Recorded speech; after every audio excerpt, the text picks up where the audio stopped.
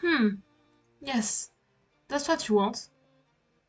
It's an interesting proposition, if for no other reason that's its audacity. I admire your resolve in the face of humiliation. This doesn't mean we're friends, though. Oh, Ralph, well, that's fine. You're hopeful. Your mind is fuzzy, but you think you remember this. You're good at this. You are excellent at making people like you through underhanded means. You can't wait to take advantage of this 13 years old girl's goodwill.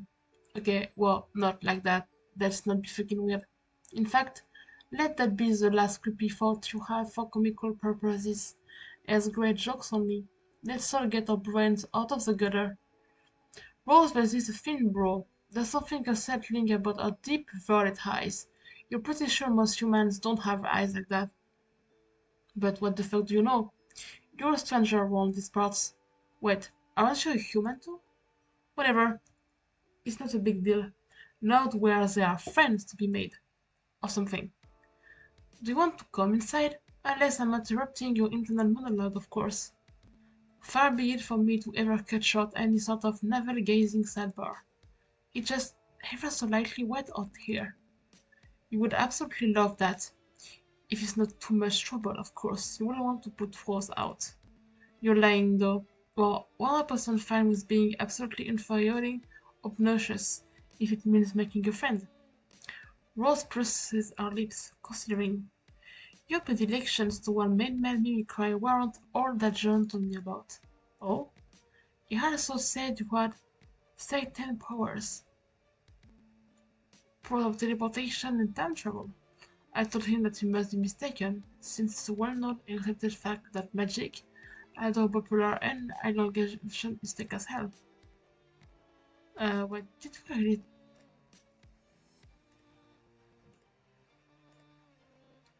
Oh, we already did that, oh good. Okay.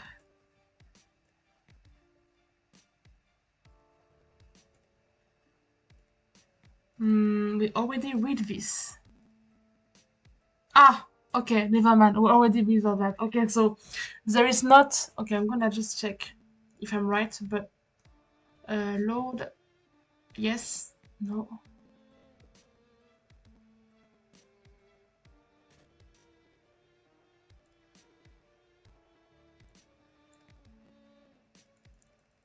Okay, so whatever you choose, you go inside a house. Okay, Tiger, Roxy.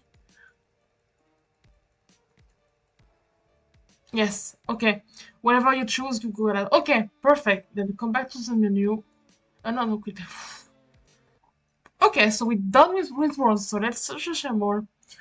We're done with words and then we're done. So next part is okay. So I could meet the kitty. So technically, I learn. Okay, okay. Next one is Dave. Oh my god, let's go! I'm so excited. I love Dave so much. Wait, let's go. Start with Dave. Let's go. Oh, the music is so cool. Let's go. Let's be real. As much as you enjoy your new friends, they all seem a little lonely. Like maybe they don't have any friends besides the one they talk to online. Is online friendship a reasonable alternative to a more traditional face-to-face friendship? Are relationships, and dare to say, families that you choose not just as important, if not more so than those you are able to touch and feel? Then maybe being a little too real. Okay, so technically, dear main character, you are about to have a disillusion if you think family is more important because their brother is something. You decide not to think about it too hard. But if you are being honest with yourself, maybe you aren't terribly interested in the greater context of friend family and interpersonal relationships in the instant message era. You've got a fever, and the only cure for the disease called friendship is to medley inconvenience for teenagers. As much of a delight as it's been to make a young boy face his social future, rob a woman or his moustache, and then self-reflect about the value of contextual relationships, it all felt a little heavy-handed. What you need is an emotional palate cleanser. Those are two kids left on the tour de force and both sound like they make exquisite friends. Time to go full on easy mode here. You heard so much about this guy you feel like you got this one in this goddamn bag. With confidence, you zap yourself onwards. Ah, Dave! Hello! Oh my god, I love him. I love the drawings. So well done. What I am looking at. Oh, you're already here. Whenever here is, it is blisteringly hot. Your knee instantaneously regret your choice of apparel. Why did you aesthetically put your hoodie back on over this robe? Gone? You're the male or male person? This must be Dave. Rose mentioned he talked a lot, and as you start to explain, it becomes apparent he's having this conversation at you, not with you. Wow, it is unbelievably humid. Person adjacent. Anyway, Albert told me you'd show up eventually, which I never doubt for a second, since one of the core tenets of the United States Postal Service is that you visit for extremely specific and spread out teenagers while sweating all over yourself.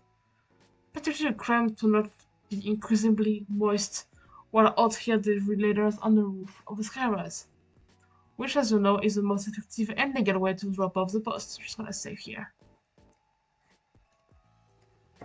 Clamors and a New England potluck and wandering around on the roof with no package. It is actually really cool how much this kid seems to talk at you, but you're barely listening. Has the sun always been that red? Has the sky always been that wavy? Are you alright? You're hardly alright. You take at the color of your soggy mess of a hoodie. It is an overwhelming oppressive heat. An almost impenetrable air fills your lungs as you try and take a series of shallower and shallower breaths, the world face to white. When you wake up, you're sitting propped up on a cheap futon in front of a large television. A rough approximation of a person does an elaborate series of controlled falls culminating in what you can only describe as skateboarding for assholes. On your left, Dave exists in a quantum state that is possible sitting and laying down, but also neither. With the precision of a Swiss watchmaker, it deftly presses a series of buttons that makes the awful polygon man on screen t-pose and fall fast forward into the ground. Seconds later, his skateboard flops helplessly next to him. He doesn't look away from the screen as he speaks. So, I guess you lived. It's not that I'm invested, but John may be sad. Classic John. You try and emulate his incredibly casual body language as you slide your body down the futon. Your legs barely already reach the ground. Haha, yeah, that guy's a dork, but I've taught him everything he knows. You ask him if you taught him how to be a dork. You affect a completely uninterested face as though the thickness of your third-degree burn in the single most exciting moment of your entire life. God damn. All in my own house. I always did an inch of my life. And on the edge reaching out that hand of friendship, and the chucklehead long leads the king's me. Thousands of gazelles trample my useless body as Jonathan Taylor Thomas Persona watches on. Who will voice Simba now? Who's going to teach him about combat? Philosophy. Life. By the way, I put your nasty sweatshirt in the shower. Okay, let's save. I love him, my god, he's so adorable. Okay, so go with the first one. The shower? What? The shower? Yeah, it smelled, so I tossed it in there. Where's the old water? You can thank me later. Once someone need that, you don't want to put anyone out. You're really taken up so much as the hospitality. I swear, don't think that's how you're supposed to wash clothes. Nah, my bro's out for a while. It happens sometimes. Probably perpetuated. He avoids the laundry minefield by opting for the nuclear option. But again, that makes sense. There are a lot of puppets around, which strikes you as an extremely normal and reasonable and not even a little whack. Yeah, puppets rule, end of story. Shit, close the book on that one. Time for bedded by a kid. Lean man about to get his hay to tell snug as a bug in a fucking rug. Tugs the fucking tight as can be on his way to Slumberland. Limo, never fucking heard of him. Shit, hold on. He sits up to fish something out of his pocket. Ah! A phone. He gets a phone from his pocket. You're not sure what you were thinking. As a perfectly normal human being from a 100% real and tangible earth, you know what a cell phone is. What is it, a third gen? Yes. It ignores your job and you pretend not to be reading over his shoulder, so it probably could not be more obvious that you are. Hi! Did you meet the mailman? My guy, we have gone over this time and time again. How do I put this in terms you can understand? Have you ever met a mailman in your life? Even if that shitty Costner flick you love the dude as a decency to, at least for the outfit. Haha, I knew what she did. No, I never waste my precious time watching even a single one of the Zib list garbage you try to like me. I'm just testing stone cold facts. I just read the noteline and browse a few review sites to see what people were saying. I don't know. It sounds like it probably took a lot more time and effort than just watching the movie itself. What I'm saying is this isn't a mailman. I don't even think this is a person. You have thrust a person's style entity into my life and does their lodging gigs or parcel delivery. Which is, I'm understanding right, this clone isn't even very good at on account of how bad the bungled the only deliveries that mattered. At least alone had the good sense to be skeptical of this absolute fucking tomfoolery. Don't be a ding, the man is cool. John, I cannot stress this enough.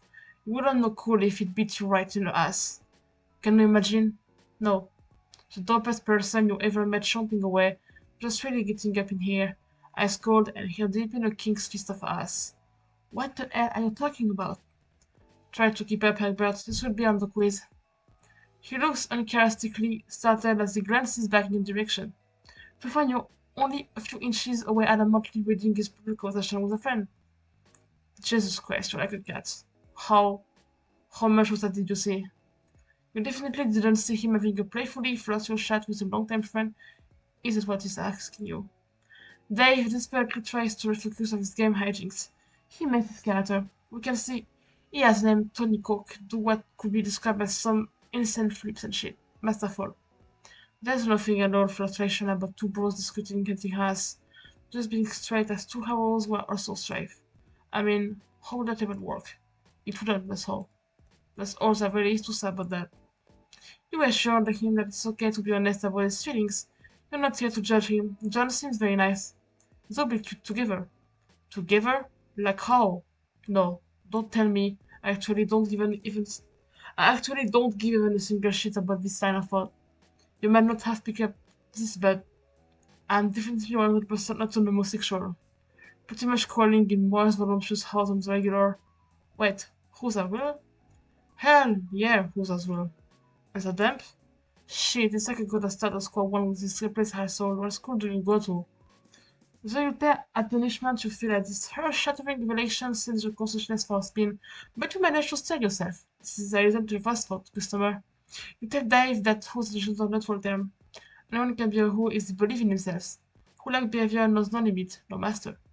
Despite just learning the were will mere moments ago, you are confident that to be who is to be free. Oh, that's pretty dope, I guess. It's not um it's not like I've never thought of it. I mean for the ironic payoff obviously. Can you imagine the look on his face? His best bro coming up to him with some dire news. I look up at his eyes, red with tears, as I put my a hand on his shoulder and say, John, not to alarm you, but I'm gay. No, your cruelest dipshit ways have finally won me over. No, that sucks. His speech has become even quicker than normal as he stands and passes frankly around the apartment, completely abandoning his poor Tony. I mean, and this is purely hypothetical. If I liked anyone, which I don't, on account of being too fucking smooth to tie myself down, it would probably be as one of my friends. I don't know her. She's not from around here. So that basically means I can't have a thing. A thing. For John. Oh, baby! He loves him, but doesn't want to admit this. Oh, Dave. Case closed. Oh no, Dave. By unanimous decision, the jury falls in favor of the defendant. Me. Oh. It seems to you like he's got a lot to think about and maybe this is a little heavy for the first meeting. You already feel emotionally exhausted. No fucking way, we're in this for the long haul, partner. We're on charge to this shit. You and me are fighting on the front lines of isn't World War One. Troops are spilling over the embankment home to the things with various literature and pamphlets. I'm already learning so much about myself. Oh,